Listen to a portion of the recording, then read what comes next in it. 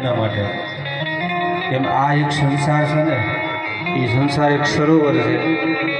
એમાં આપણે તરતા શીખવાનું છે.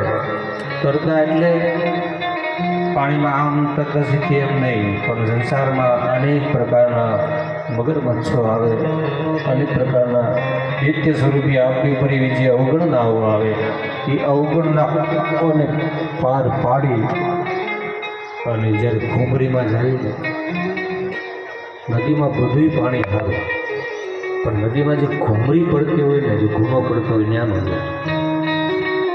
અને જો ત્યાં ગયા એટલે એમાં તમે પછી બહાર ન નીકળી ગયા.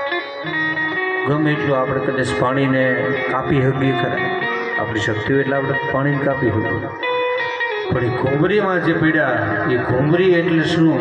તો કે આ સંસારની જે ઘૂમરી આપણને બીજા જે ઘૂમરે ચડાવે ને, બોલો આમ કહેતો બોલો આમ કહેતો, એ જે ઘૂમરી છે ને, એ ઘૂમરીને ક્યારેય ન જાય. મગર એ ડૂબવાના, એ ઘૂમરી ડૂબાડી દે, કોઈ દિવસ બહાર ન આવે. ત્યારે અહીંયા વ્યાસજી એમ કહે છે કે વિદુરજી તો યાત્રા કરી. વિદુરજી